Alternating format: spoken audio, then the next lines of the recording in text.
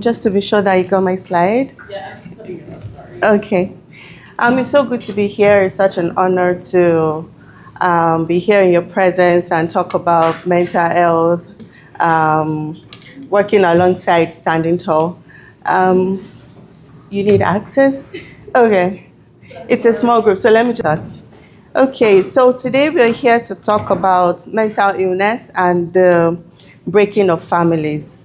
Like the beautiful MC said, my name is Esther, and I'm the founder of the Philip Support Foundation.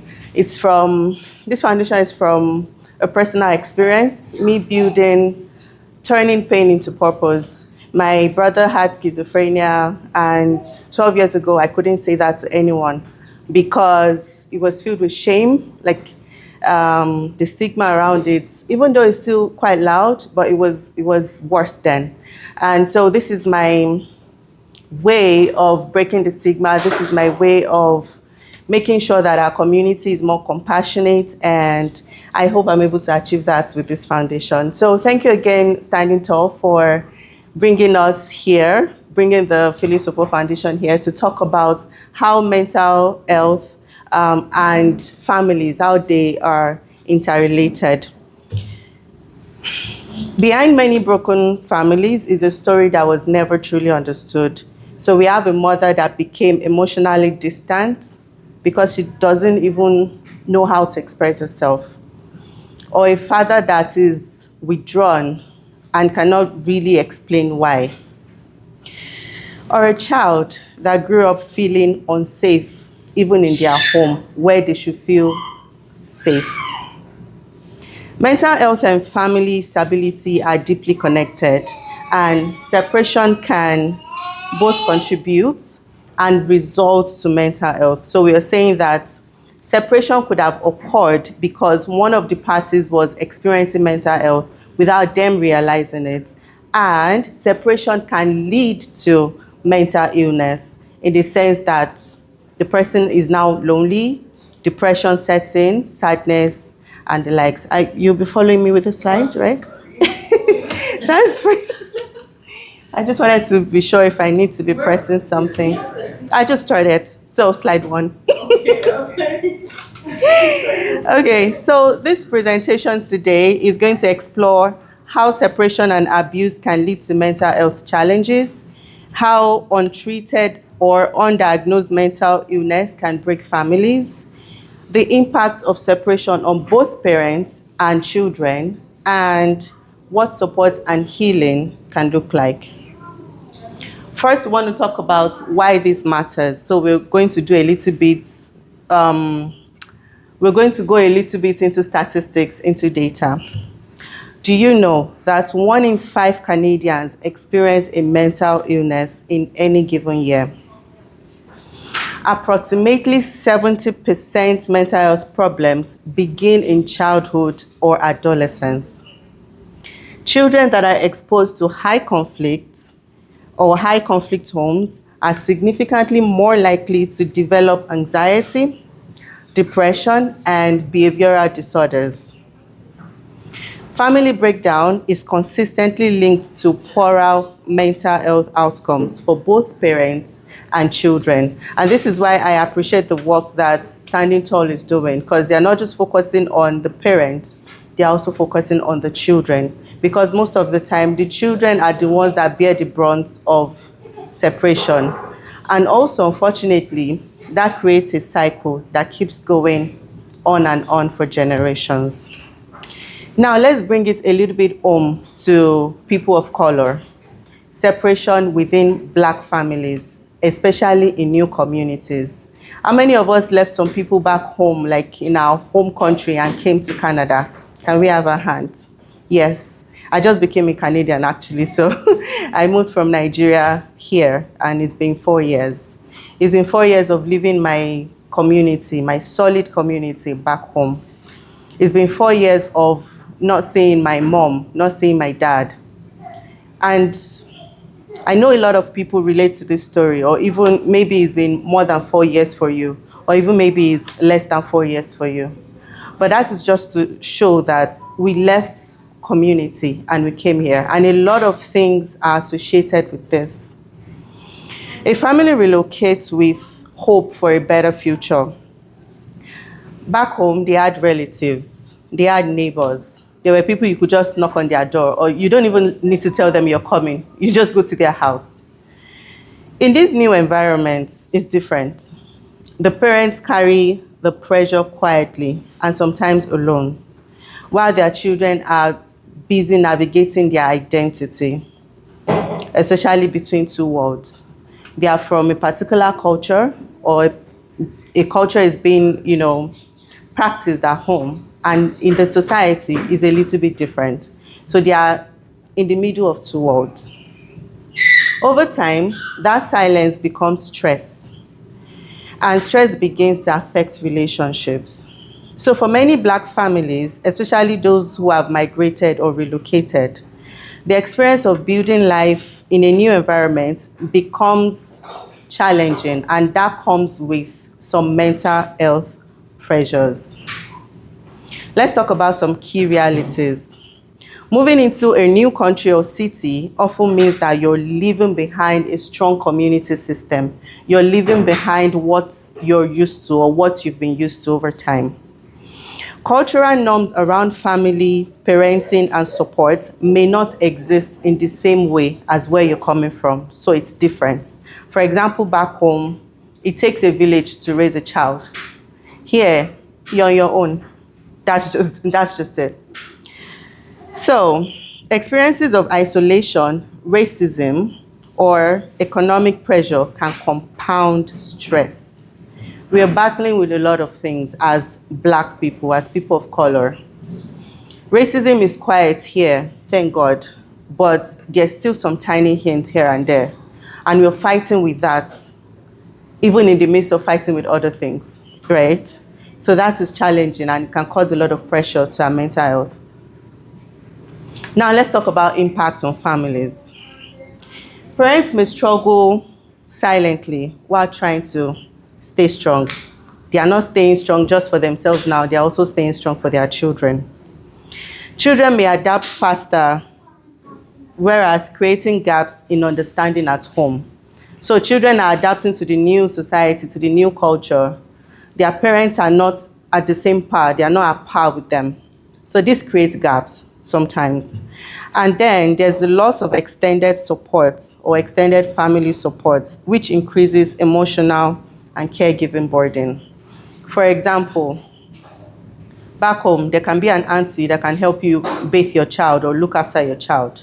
Here, you need to pay for a nanny. And before you get one that you're comfortable with, it might take a while. So there's that pressure.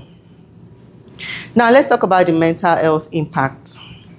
There's the increased risk of depression, anxiety, and identity struggles. And a lot of, even we as parents, we struggle with that.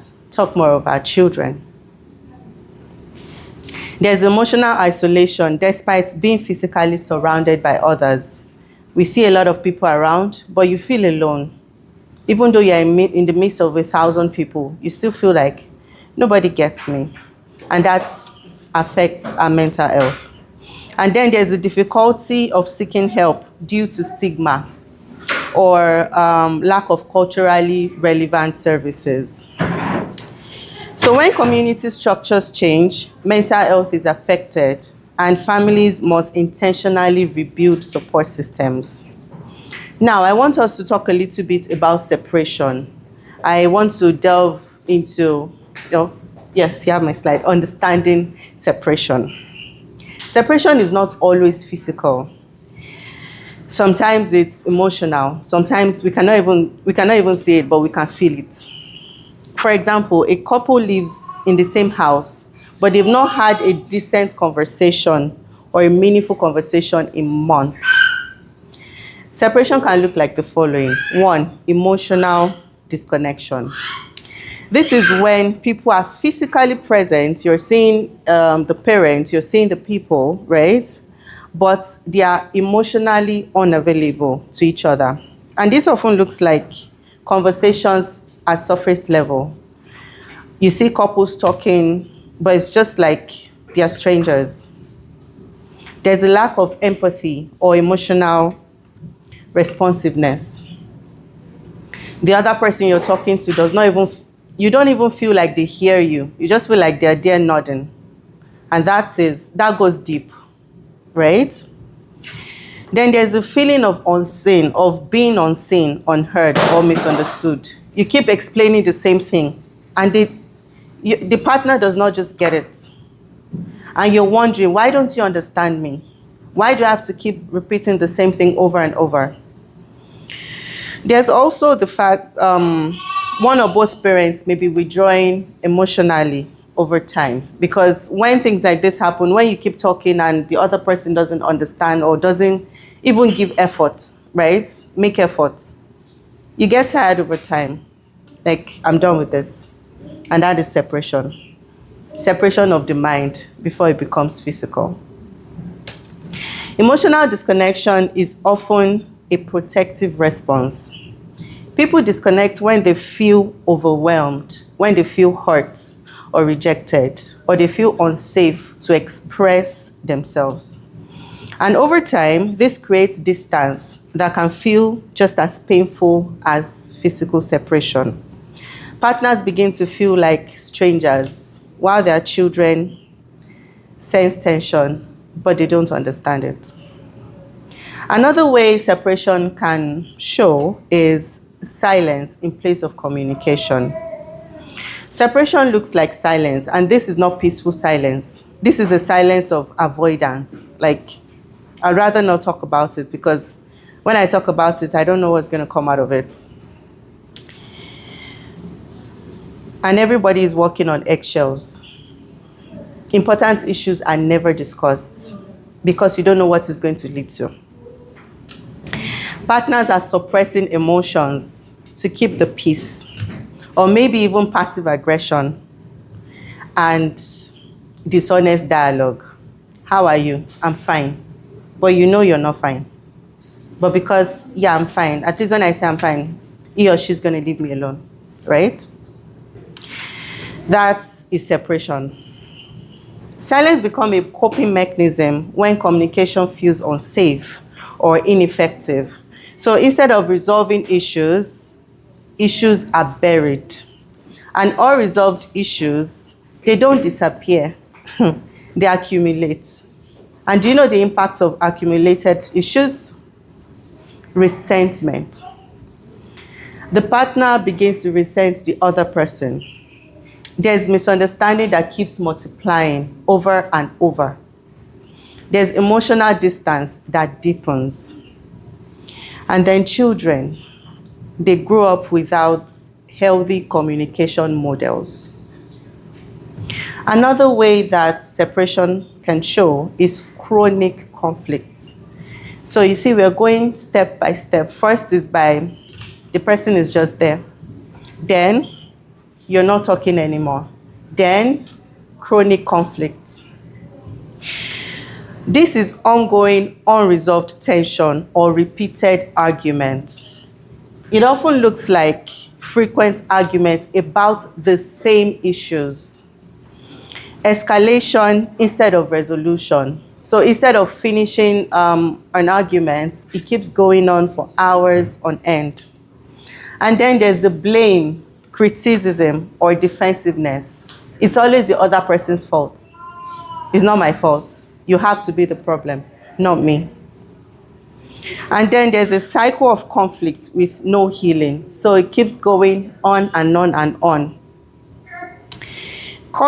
Chronic conflict is usually a sign of deeper unmet needs, such as need for respect, security, validation, or understanding. Sometimes all we are fighting for is, I just need you to get me. I just need you to respect me. And when these needs are not met, the language becomes pain. And the impact of this will be emotional exhaustion for everyone involved. Everybody's tired. And sometimes we don't even want to make effort anymore. There's heightened stress and anxiety in the household. And prolonged anxiety can lead to crisis. It can lead to serious mental issues. And then children become anxious, withdrawn, or aggressive. And that is where we don't want to be. We don't want our children to be aggressive. That's why we hear schools calling parents to say, your child is acting up and we don't know what is happening. You know that something is happening at home, but there's just no way you can fix it. Now, let's talk about abuse, which is another way separation shows. That is the highest level. Separation can look like full-blown abuse. Abuse can come in different forms or shape. Emotional abuse, physical abuse, psychological abuse. Let's talk about emotional abuse first. This shows as constant criticism, humiliation, or belittling, where the other person makes you feel like you're less of yourself. And there's a place of manipulation or guilt tripping. Like I said before, is always the other person at fault. Or there's also the withholding of affection as punishment, where the other party is purposely not showing affection because they want you to feel less of yourself. Physical abuse. This is any form of physical abuse, which is what our society actually terms as abuse. Every other thing, they don't see it as abuse. They just say, did he hit you? Did she, or whatever. I can't see bruises. But there are times that it goes deeper, that you would even prefer a scar than what is being done to your mind. So there's also the use of physical intimidation, where the person is physically intimidating you. You know, maybe he is bigger than you, and there's nothing you can do about it. I'm big, you're small. Deal with it. Now let's talk about psychological abuse. Gaslighting. We know that word. Making somebody question their reality. Like, why am I even on this earth? What am I even doing here? What is my purpose? And this is what leads to people committing suicide. Then there's the controlling behaviors, like isolating the person, restricting freedom. I've heard stories where the partner locks the other person up because they don't want them to go out, because they don't want them to shine. This is a little bit triggering, I know, but these are issues that we need to talk about. And I just want to talk about them, and then we'll talk about the solution on how to handle everything. All of these forms of separation create environments where people do not feel safe. Emotional needs are unmet. Mental health begins to deteriorate. And importantly, many people experiencing or even causing these patterns may not recognize them as harmful, especially if that is what they grew up seeing, which is why we're trying to fix it now so that it doesn't continue as a cycle. Let's talk about the hidden reason for separation: undiagnosed mental illness. Do you know that somebody may be battling a mental illness and they don't know? And that might be the reason why their family is struggling. We are going to talk about different individuals. One, individuals who are living with a mental illness unknowing to them. Two, people that normalize unhealthy patterns. And three, people that experience repeated relationship breakdowns. I have a case study here. Imagine a man, he goes through multiple failed relationships. He's with girlfriend A today. They break up.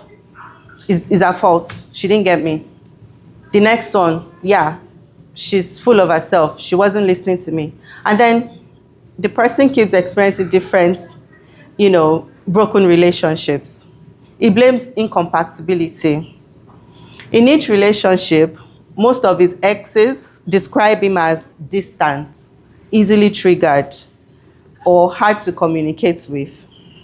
Years later, he discovered that he has untreated trauma and anxiety. and struggling out of bed, struggling to get out of bed. Our children or our spouse, they feel like she doesn't just love us, or mommy doesn't like me, and I don't know why. Not knowing that mommy is struggling with what she doesn't even know. There are signs of undiagnosed mental illness, and we're going to talk about them here. Number one, difficulty with emotional regulation, like anger, withdrawal, mood swings. When you get angry every time without you being able to even explain why, everything just triggers you. You might want to check that. You might want to ask yourself questions. Why do I get angry all the time? Do I need to see a counselor? Do I need to talk to my doctor? Another sign of undiagnosed mental illness is struggling with trust, attachment, or communication. You want to talk, you want to communicate, but there's just something holding you back every time. Not because you're afraid of the person you want to talk to, but you just don't find it easy to. Or you find it difficult to create relationships with people. There might be something deeper, and you may want to look into it. Another sign is controlling or avoidance behaviors that are driven by anxiety or past traumas. When you're unconsciously controlling, you want to be in charge every time. You don't want to listen to anybody. It has to be your way or no way. Another sign is when the same conflicts keep showing up in different relationships. So when we've had relationships in past, we self-evaluate. Why did this breakup happen? Why did the next one happen? Is there a pattern that keeps repeating itself?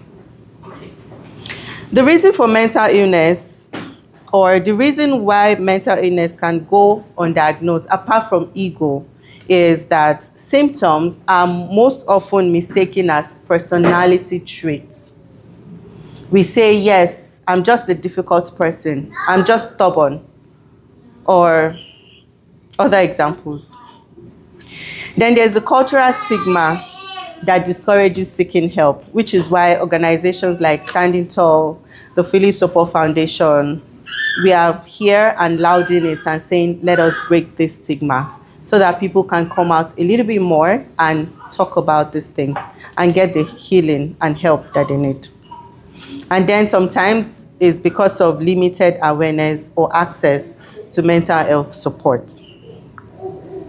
Undiagnosed mental illness causes families to break without understanding the root cause.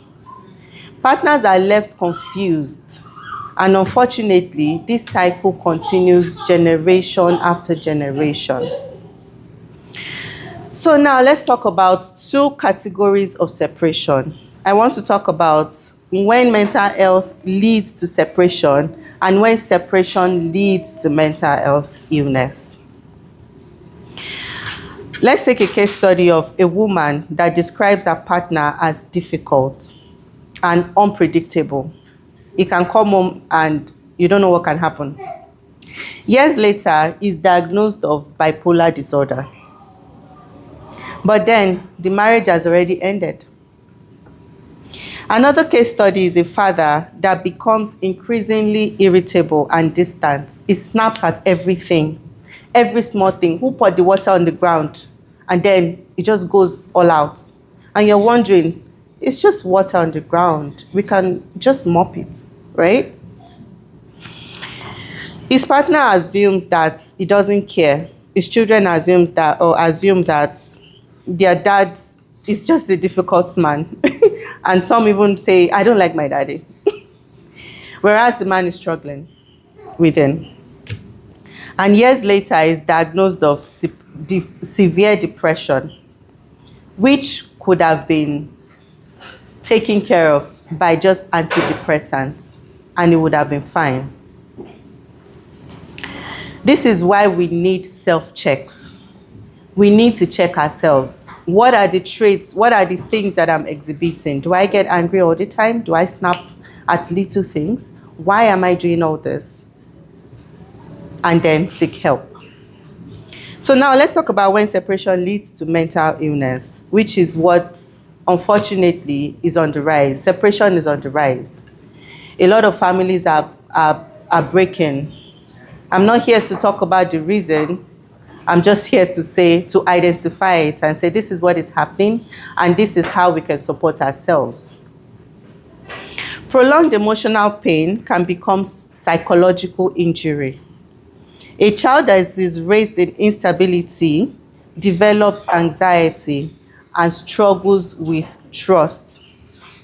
A partner that is experiencing neglect begins to lose their self-worth and identity.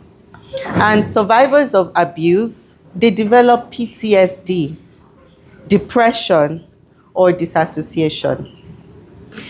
But I want you to note that not all separations can be prevented, and not all are failures, right?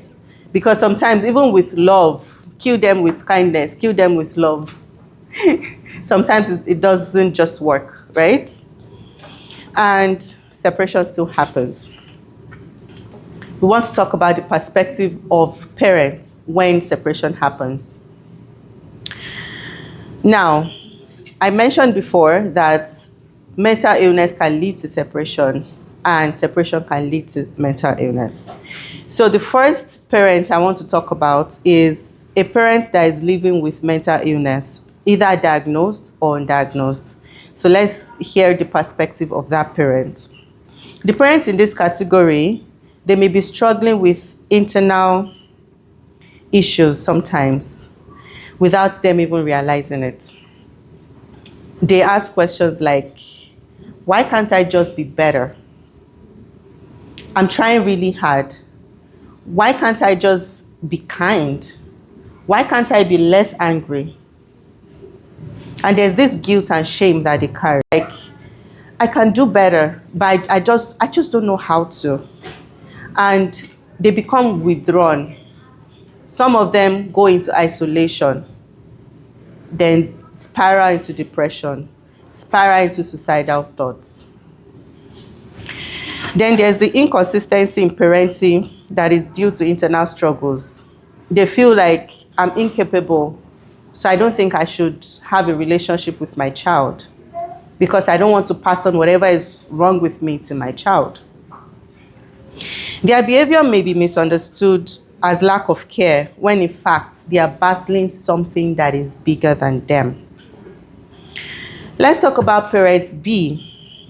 No mental illness, either diagnosed or undiagnosed, but the relationship still broke down.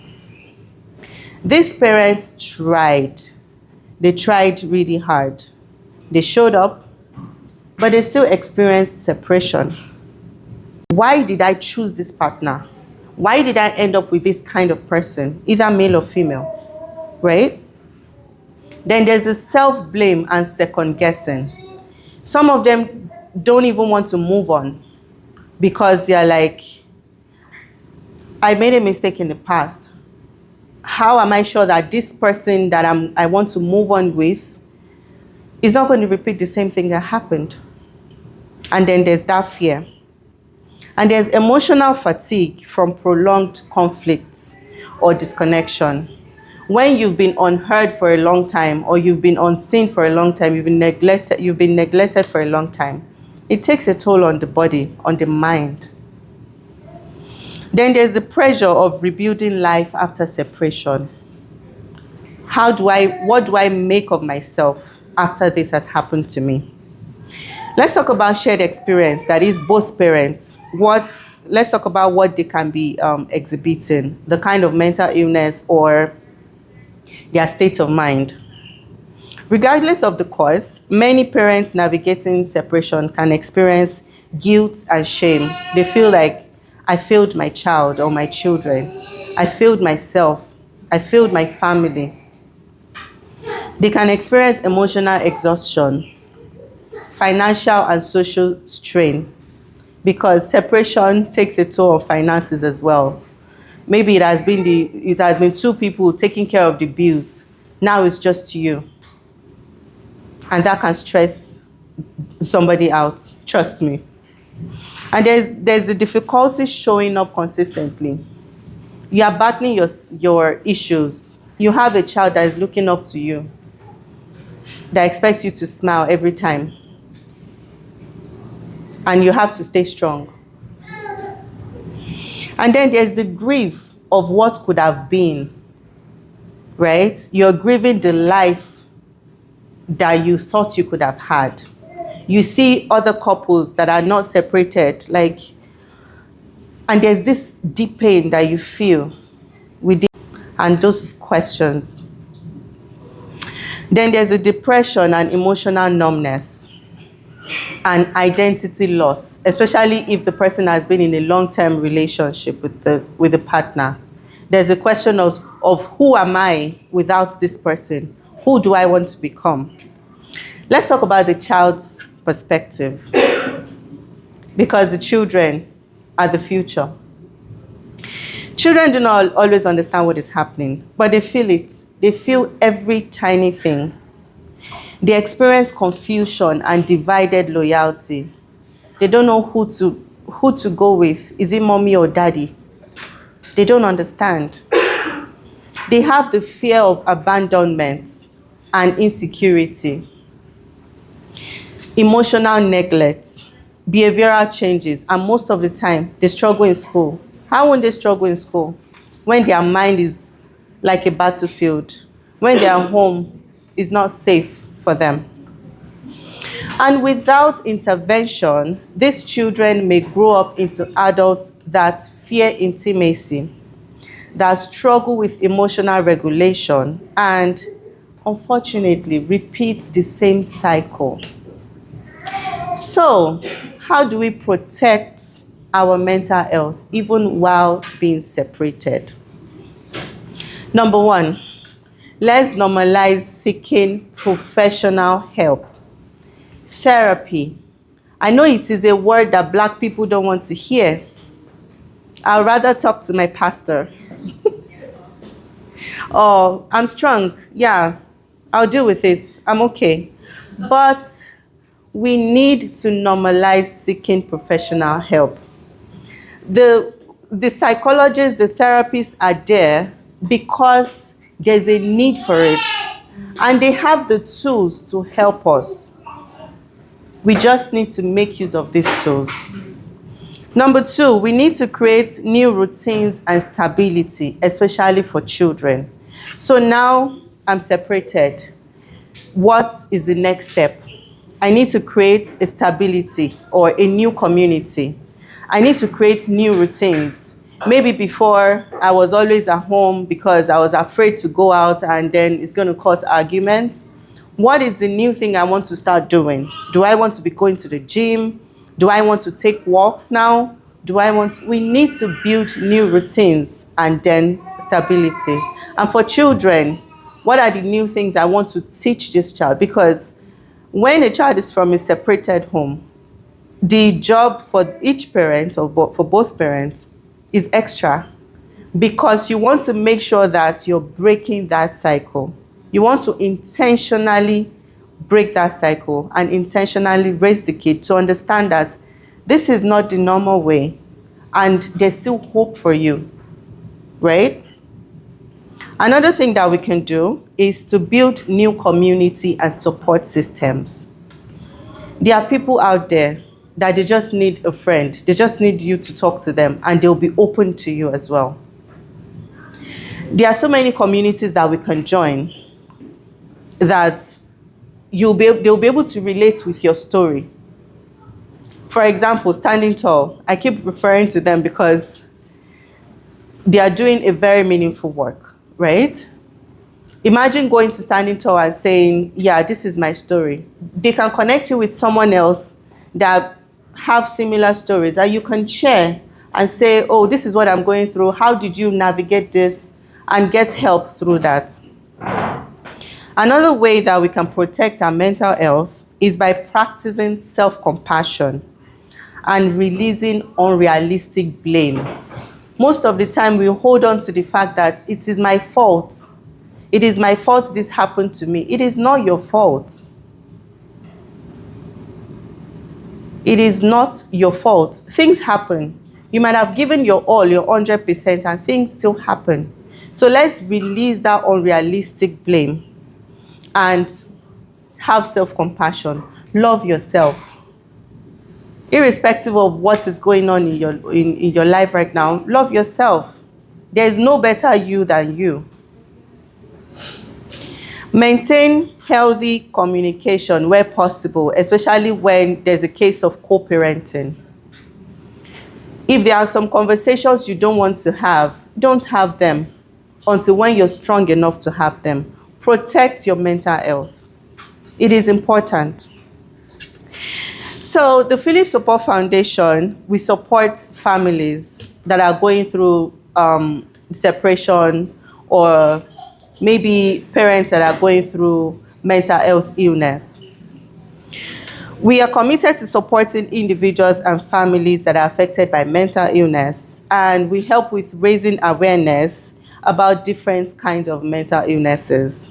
We also help with creating safe spaces for education, dialogue, and healing. We believe that healing is possible.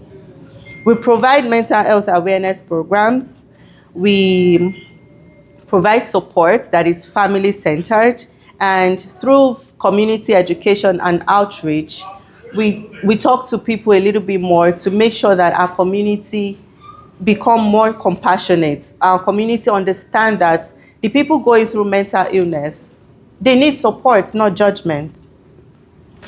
And we also provide resources for early identification and intervention, because when mental illness is diagnosed early, you're able to take care of yourself without bleeding on others. Sometimes we are hurt ourselves. That is why we keep bleeding on other people.